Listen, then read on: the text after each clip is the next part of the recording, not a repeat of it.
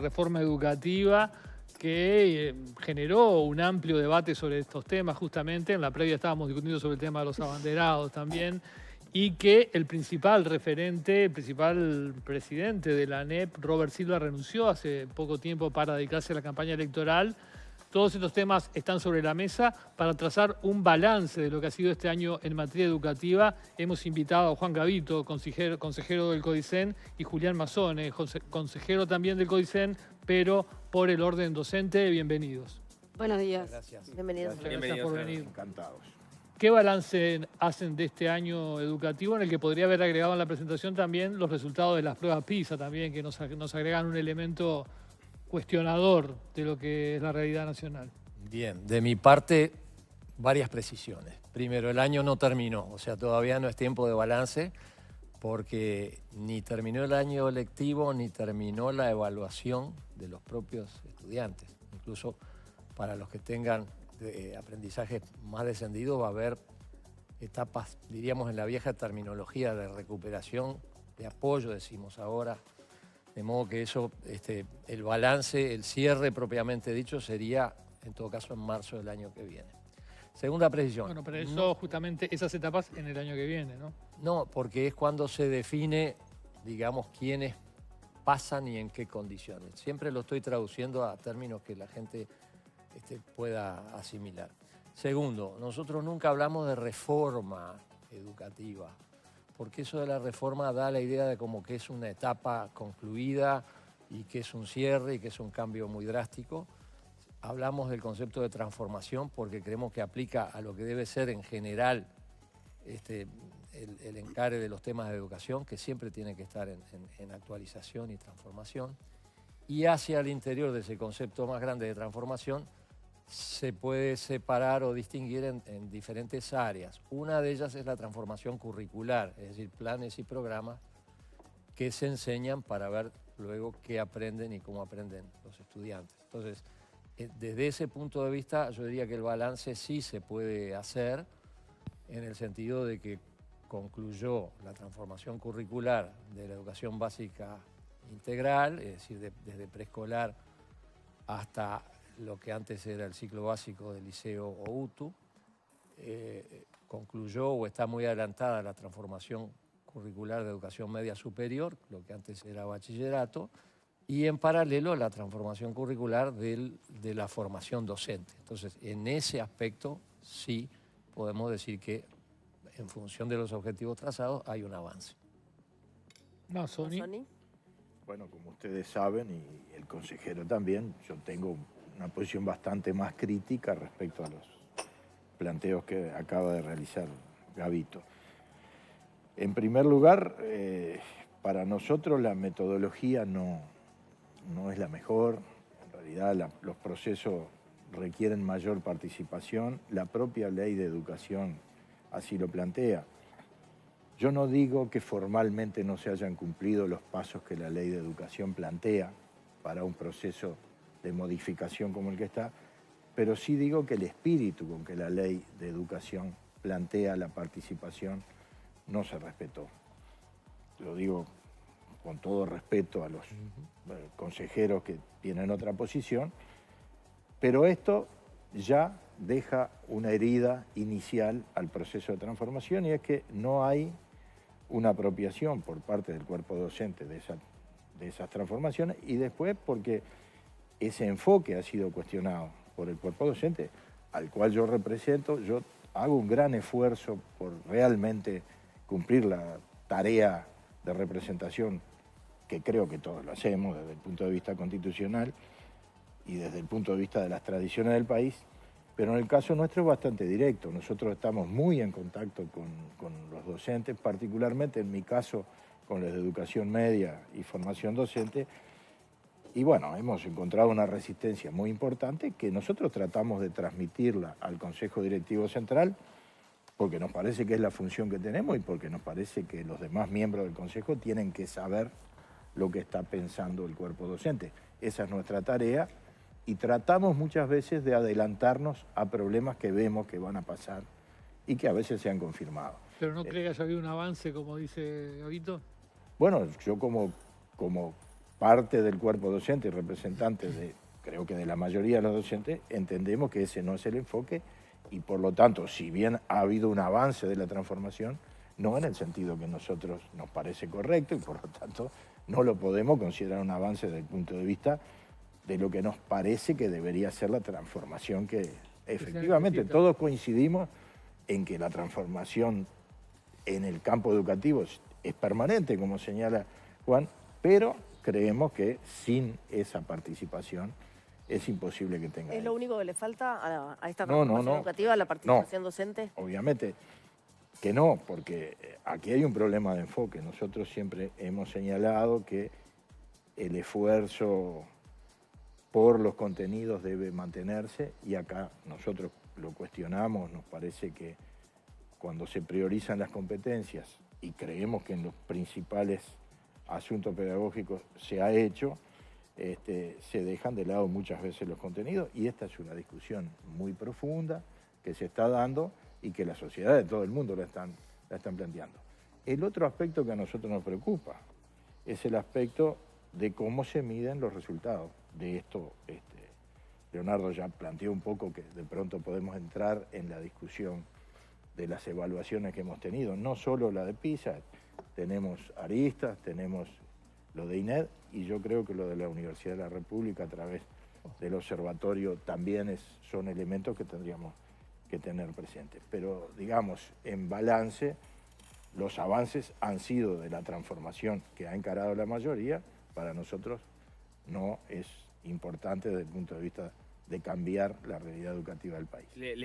Ahora le abrimos el juego a Gabito para ver qué piensa a propósito de eso. Pero tengo una pregunta para los dos, aprovechando que están los dos en relación a esto de la apropiación por parte de los docentes. ¿Qué implica que no haya una apropiación por parte de los docentes? ¿Qué implica, digamos, desde la posición crítica que tiene Mazzoni en relación a que esto, en definitiva, se laudó por la mayoría del CODICEN y ha avanzado el proceso de transformación curricular y entonces, digamos, en qué medida los docentes van o no a aplicar esta transformación curricular o apropiarse de ese proceso que en definitiva ya está laudado desde el punto de vista de las mayorías y qué preocupación le genera por ese lado a Gabito en relación a esto, justamente, ¿no? Que es real que hay un componente importante de los docentes, no solo de sindicalizados, del gremio docente más en general, si pensamos en otros ámbitos de discusión como la SOTD, que claramente tiene una visión crítica sobre la transformación curricular. El que quiera. Bien, bueno, si quieres tú, Juan. Sí. Ahí está. Yo discrepo con la premisa de la que parte Julián, tanto en lo formal como en lo sustantivo. En lo formal porque sí se cumplió la ley cabalmente. Y quiero decir que las consultas que se hacen a las asambleas técnico-docentes son preceptivas las consultas, pero no es preceptiva la opinión que emitan esas asambleas. No son vinculantes. No son vinculantes. Siempre recuerdo además que las asambleas técnico-docentes tienen capacidad de iniciativa propositiva que no han ejercido. Sí es verdad que han emitido en general juicios bastante negativos, pero por contraposición no hay una propuesta alternativa, lo cual implica decir dejen todo como está. Entonces, nosotros hemos encarado esto con un sentido de urgencia. No se puede vivir en estado de asamblea permanente. Esos resultados que no son de ahora, sino que ya tienen una tendencia, que nos están diciendo que la mitad de los muchachos no termina el ciclo de educación obligatoria, por ejemplo, que la mitad de los que empezaron o pretendieron empezar magisterio o profesorado en una prueba diagnóstica no era capaz de codificar un texto o de elaborar un texto, que los que terminaron efectivamente, el 50% que terminó la educación media, de ese 50% solo el 70% ingresa al nivel terciario, pero según lo dijo hace 3 o 4 días la propia Universidad de la República, la mitad deserta y solo un 27% logró aprobar una materia en un año. Nos está diciendo que hay algo que está mal, que tenemos que modificar. Más los aprendizajes en sí mismos, más el hecho de que estos porcentajes son mucho peores en los estudiantes que provienen de estratos sociales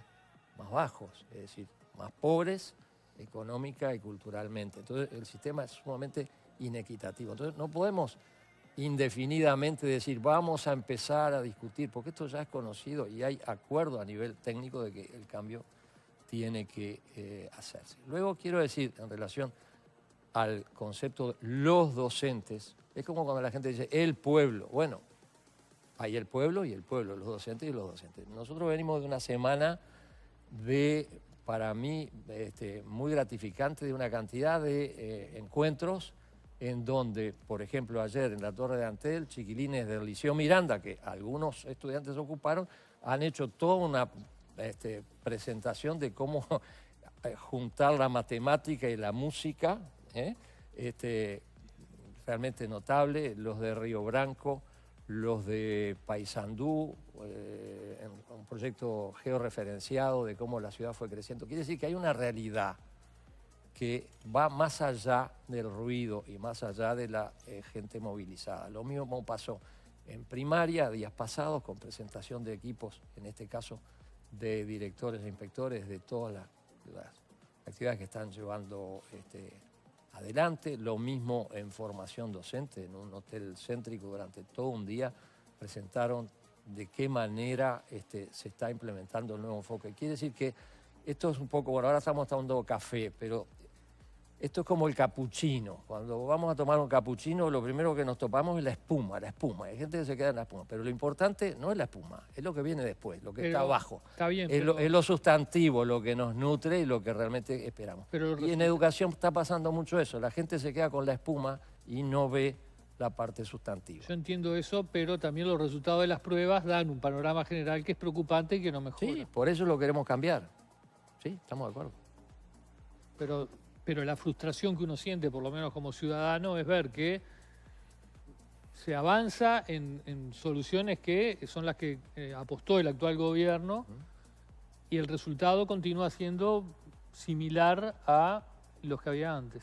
Bueno, por eso dije que una parte de la transformación refiere a los cambios curriculares, es decir, vamos a decir qué materias, qué asignaturas, para que el televidente nos entienda, y qué contenidos, que es lo que decía Julián, qué temas hay dentro de cada programa. Pero luego está el enfoque que nosotros queremos darle, bueno, esos contenidos, está bien, los tenemos que enseñar y los estudiantes los tienen que aprender, pero ¿para qué son?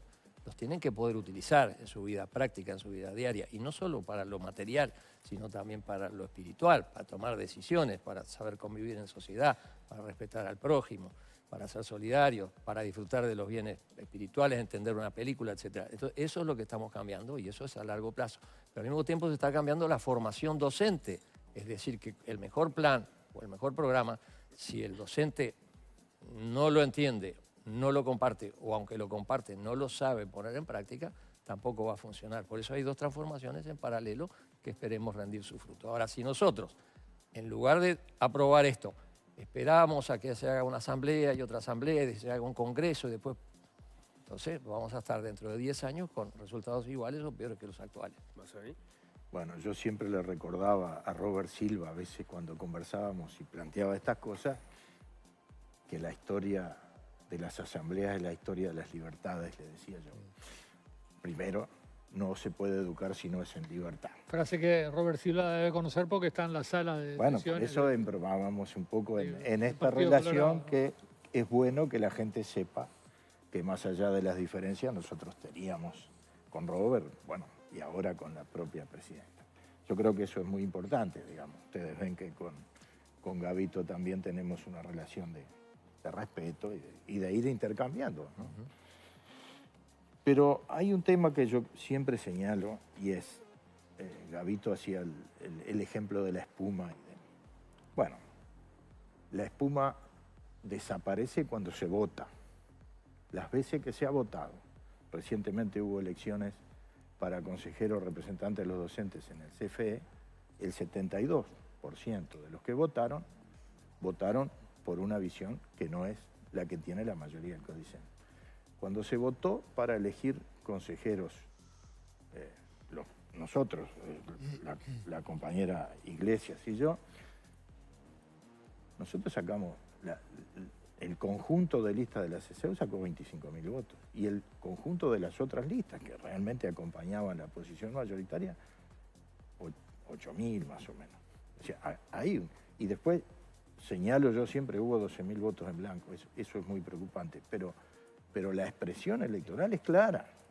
Por lo tanto, no es solo espuma, es una realidad que nosotros tenemos la responsabilidad, los dos consejeros electos por los docentes, la responsabilidad de trasladarlo. Eso es lo que la ley nos obliga a hacer. Por lo tanto, esa es una cosa que nosotros sistemáticamente hacemos. Y después yo creo que hay otros elementos que hay que tener en cuenta. Efectivamente, hay diferencias entre los quintiles, los primeros y los últimos quintiles que señalaba Gabito. Efectivamente, y esto se ha profundizado, y esto es muy preocupante, pero esto tiene que ver también con una concepción más general de la política y de cómo se atiende a la infancia y a la adolescencia, que tiene, como todos sabemos, los mayores índices de pobreza. Eso hay que enfrentarlo, hay que discutirlo, hay que encontrar mecanismos. Algunos se han intentado en el ámbito del Consejo Directivo Central, la propia legislación lo ha hecho porque nos ha posibilitado, por ejemplo, que con el impuesto a primaria también se pueda extender a la alimentación en la educación media. Todavía no se ha logrado implementar bien y además es insuficiente, realmente. Y ahora me voy a meter en un tema que de alguna manera sobrevuela y es las evaluaciones que tenemos. Tanto la de INED, las pruebas aristas, como las pruebas PISA están señalando, en el caso de las pruebas PISA que recién se conocieron, de que 1 de cada 10 estudiantes de educación media por lo menos un día no comió porque en su casa no había dinero para resolver la alimentación de ese día. Eso lo dice la prueba, no lo dice la espuma, lo dice la gente que de alguna manera está respaldando esta transformación, porque esta transformación está diseñada en el plano internacional y nosotros participamos de eso, sí. Me interesa hacerle la siguiente... Perdón, porque dijo algo que ya te dijo, pero ante esa situación que tú mencionás, Mazzoni, no habría que perder mucho tiempo. Quiero decir, está bien que hay que atender situaciones de fondo, no hay que atender. Sin duda, pero si hay... Claro, pero quiero decir, hay muchas situaciones de fondo que hay que atender, como por ejemplo el problema de la pobreza infantil que recién mencionabas. Pero es un problema estructural para el que hay que hacer un esfuerzo enorme que seguramente lleve un tiempo. Ahora, para el adolescente que no está comiendo, 1 de cada 10 que no está comiendo por lo menos un día, en serio tomar una medida urgente. ¿Cuál es esa medida? ¿Cuál sería? Tiene que ver empezando con el presupuesto. Nosotros siempre hemos sostenido desde el ámbito en el cual yo represento, está mi presencia de alguna manera respaldada en el Consejo Directivo Central, que necesitamos el 6% del PBI para la educación pública y estamos en el 4,5%. Fíjense que estos son un montón de miles de millones de dólares que no están llegando. Y esto sí, yo creo que hay que, y esto puede ser política de Estado, esto lo hemos hablado, extensión de la jornada pedagógica, alimentación masiva en los centros educativos. Me parece que estas cosas, que estamos de acuerdo que se deberían hacer, pero no encontramos el presupuesto adecuado para ello, hay que apuntar a eso. Yo creo que hay primeras medidas que tienen que ver mucho más con cómo se resuelven situaciones materiales para que los aprendizajes se produzcan, porque si uno mira cualquier evaluación que se ha hecho, obviamente los pobres aprenden mucho menos que los que tienen mejor nivel bueno, los ricos ni que hablar que tienen otras posibilidades, pero por lo menos las capas medias de este país que tienen otras posibilidades. Y eso se nota, y eso estamos todos de acuerdo en que eso hay que resolverlo. Ahora, ¿cómo lo resolvemos? Nosotros tenemos que plantear cómo lo vemos, y para nosotros, desde el punto de vista de la representación de los docentes, lo que se necesita es mucho más presupuesto que no hemos obtenido y que seguiremos tratando de que... Y creo que supongo que también el consejero Gabito está de acuerdo con eso. Obviamente me va a decir que no hay posibilidad y todo lo demás. Nosotros creemos... No, te voy a decir que se aumentó, pero bueno... Bueno, por favor. Bueno, si no les parece mal, les cedo la gracias, Julián. Porque son ustedes los Voy a tratar de referirme a los temas en el orden en que el consejero los planteó. Primero, efectivamente, hay 2 tercios, 1 tercio en esa votación en el sentido de que uno podría inferir comparten o no comparten lo que el Consejo plantea. Ahora, si yo fuera un politólogo de la educación, diría, bueno, pero esta gente ya tiene un posicionamiento a priori. Fuera cual fuera la propuesta del Consejo, siempre iban a estar en contra, porque antes que pronunciarse sobre el tema, ya tienen un posicionamiento político e ideológico. Pero no aventuro eso, o mejor dicho, no lo puedo afirmar, solamente lo aventuro. Si me permite una lo aventuro. interrupción. Pero siempre he defendido a las minorías. Usted sabe... Entonces lo damos vuelta también para que los que votan y defienden la educación no son solo los docentes, No, por favor, sino que la sociedad en su eso lo conjunto. aceptamos con Y esa todo. sociedad ha avalado este proyecto, no solo por el voto en la elección nacional, sino la ratificación del referéndum. Entonces, todo es relativo. Entonces, nosotros respetamos la opinión de los que disienten, pero decimos, bueno, a cambio, ¿qué es lo que nos propone? Entonces, ¿qué es lo que hemos hecho? Cuando esos cuestionamientos vienen acompañados de una propuesta, esto se ha recogido claramente, por ejemplo, en estos días pasados, en los programas para el segundo ciclo de educación primaria, hubo cambios a raíz de lo que propuso la ATD de primaria. Pero en otros casos, el cuestionamiento pasa por decir, estas son recetas que vienen del exterior, así como antiguamente hablaban de las recetas del Fondo Monetario Internacional. Ahora nos hablan de la receta del Banco Mundial, del BID, no sé qué. Cuando son los vínculos con estas instituciones multilaterales no tienen ningún condicionamiento y han sido aplicados durante más de 30 años por todos los gobiernos. Entonces, es muy difícil admitir que quien está cuestionando lo está haciendo desde una posición de lealtad y constructiva cuando parten de la descalificación, ¿entiendes? Pero tengo más para decir. Si quiere redondear, lo escuchamos. Y no, entonces respetamos, pero también, así como hay un mapa político electoral dentro del profesorado, hay un mapa político electoral dentro de la sociedad al que nosotros pretendemos responder. Me parece, después quiero decir, pero respecto de a lo las que dijo cosas... recién, ¿se siente ofendido de alguna manera? O, Sí, por ejemplo, la última ATD me dedica una página diciendo que cómo yo me animo a decir que ellos no hacen propuestas, y no la hacen. Hacen críticas, pero al no haber propuesta alternativa, la propuesta pasa a ser dejen todo como está. Y eso es lo que nosotros no podemos admitir. A mí ético. Pero quiero decir esto también. En relación a los resultados de las pruebas PISA, son igualmente malos para los colegios privados. Son igualmente, incluso hay algún caso de algún liceo público del interior que tiene mejores resultados. Eso lo dijo el INED también. Quiere decir que no es un tema solo de ricos y pobres, es un tema del sistema en su conjunto.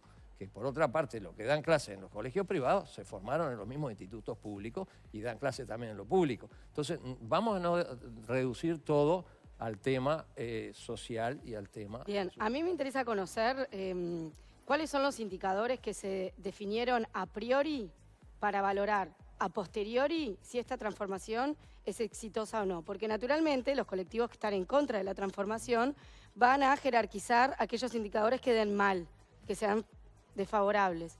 Y en sentido inverso, el oficialismo va a elegir al final de este proceso aquellos indicadores, o por lo menos distinguir aquellos indicadores que le hayan dado bien. Entonces, me interesa conocer, antes de que estén estos resultados, qué indicadores hay que consultar y cuándo hay que consultarlos.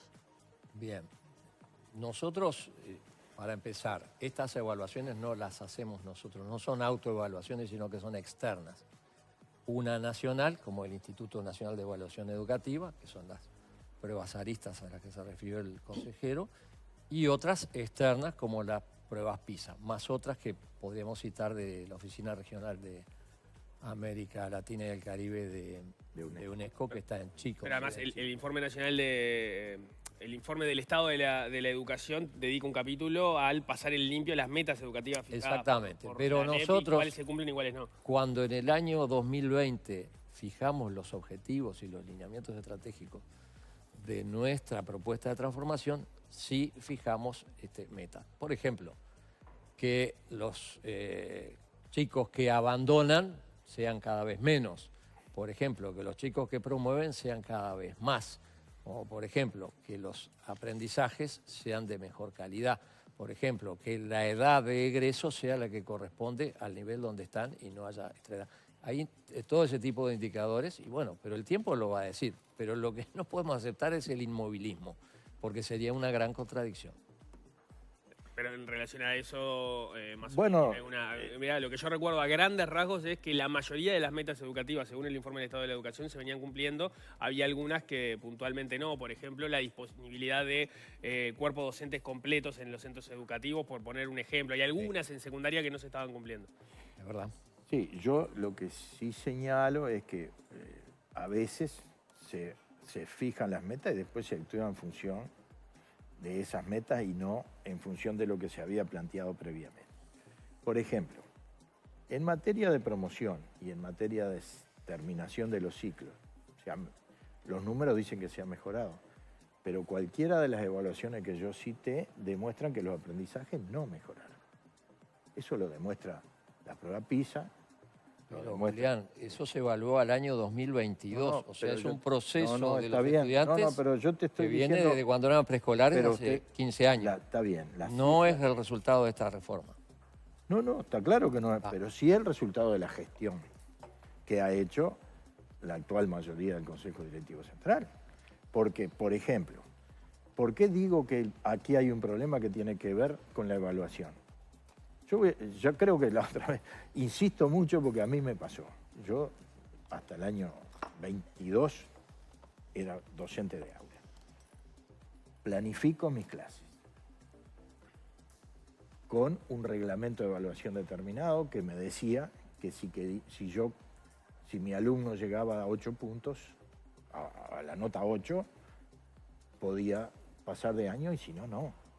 Tenía que dar un examen. Cuando está terminando el año, deciden que en realidad es con 6 y no con 8. Así que todos los alumnos que tenían 6 y 7, que para mí eran alumnos que habían aprendido bastante, pero necesitaban demostrar algunas cosas más, pasaron. Entonces, claro, ahí la estadística mejora mucho, pero los aprendizajes no. ¿Tenía que ver con la pandemia? Sí, está claro que tenía que ver con la pandemia y que había que... pero eso me lo tendrían que haber dicho desde el principio para que yo planificara mi trabajo. Digo, pongo mi ejemplo, pero esto le pasó a muchísimos docentes. Y le sigue pasando porque el año pasado, a pesar de que no había pandemia, se mantuvieron esos criterios. Cuando se había dicho a principio de año que se iba a mantener el viejo régimen de evaluación y pasaje de grado, que después se volvió a cambiar cerca de fin de año. Entonces, estos criterios de evaluación, que sí son de esta administración y que son los que finalmente quedaron en los reglamentos, tanto para el ciclo básico, estoy hablando más bien de educación media, donde se centra básicamente el problema, y en los bachilleratos, esto sigue pasando. Entonces, los números que tienen que ver con el pasaje de grado y con la culminación de los ciclos no son consistentes con los aprendizajes. Pero además esto sí que claramente lo dicen todas estas evaluaciones que hemos estado señalando. Esto inclusive, Juan, tú mismo lo planteaste cuando analizamos las cifras de PISA. Es decir, es una realidad que eso hay que cambiarlo porque los criterios de evaluación son fundamentales y no vamos a modificar los aprendizajes si no generamos determinadas exigencias, de las cuales inclusive estábamos hablando cuando estábamos discutiendo el tema de los abanderados.